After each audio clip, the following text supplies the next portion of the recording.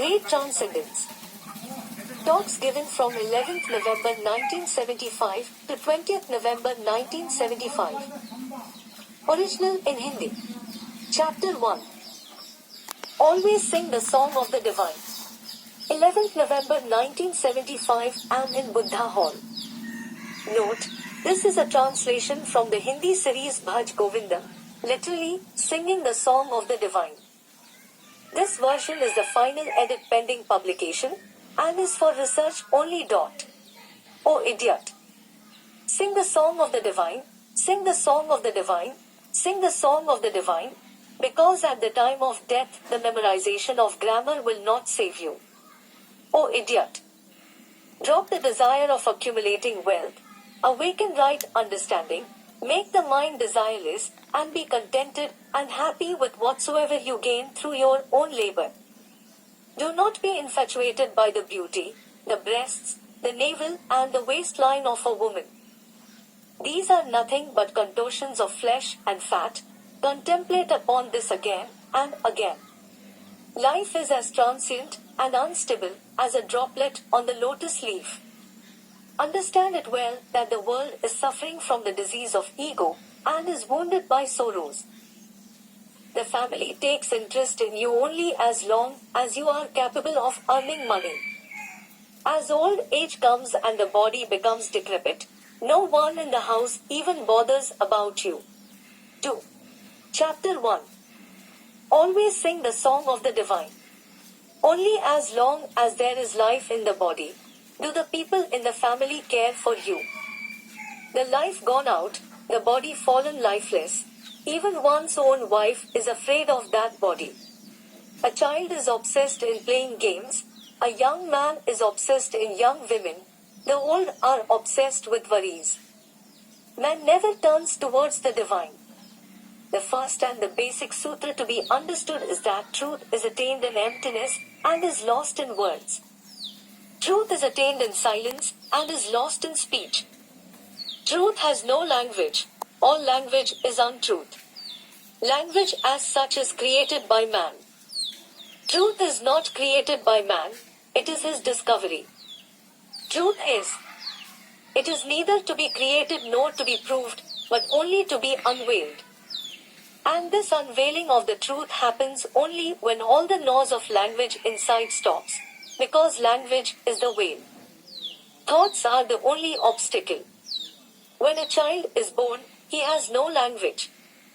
He does not come with any scripture, any religion, any caste or any nation. He arrives as an emptiness. The sacredness of emptiness is unique. Emptiness is the only virginity, the rest is all perversion. The child arrives like a fresh flower. There is not even a scratch on his consciousness. He does not know anything. But the child's capacity to know is pure. He is like a mirror on which nothing is reflected yet. But the mirroring capacity is total and pure. Later on there will be many reflections, knowledge will increase, but the capacity to know will go on decreasing. Because that emptiness will become full of words, the emptiness will cease to exist. It is as if the reflections on the mirror go on sticking to it, and do not disappear from it.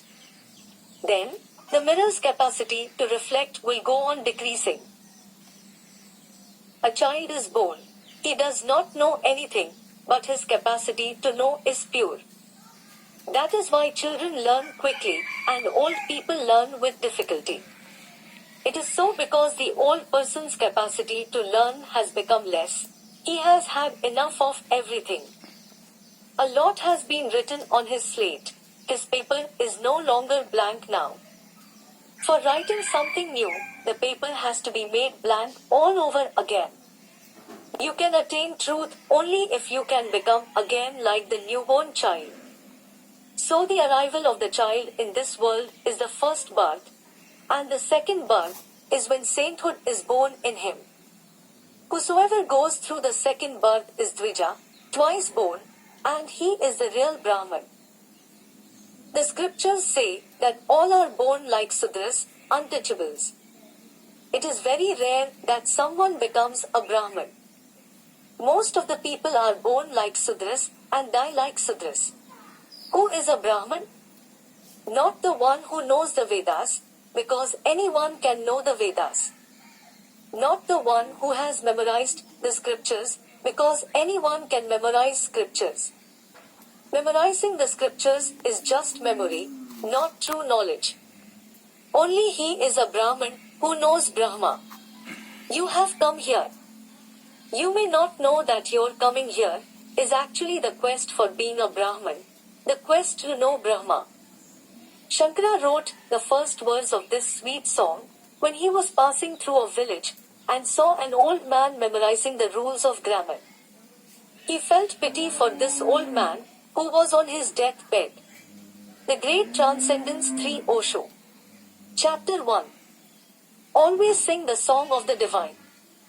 He had wasted his whole life, and he was now wasting the last moment too. During his whole life, he had never remembered the divine, and even now he was busy with grammar. What will he gain by memorizing the rules of grammar? Swami Ramtirtha went to America, and the Americans were deeply impressed by him. He was a unique person, a living Vedantin. For him the divine was not a borrowed idea, it was an actual experience. He was luminous with his experience. The simple heart of America was greatly impressed by him. The heart of America is very simple. The reason for this is that America has no past, no history, no tradition. The country is only 300 years old. Its heart is as simple as that of a child. It is not covered with many layers of words of knowledge and scriptures. So the people of that country loved Ramtirtha. They listened to his words so attentively, as if he had brought the message of nectar of the deathless. They danced and sang with him.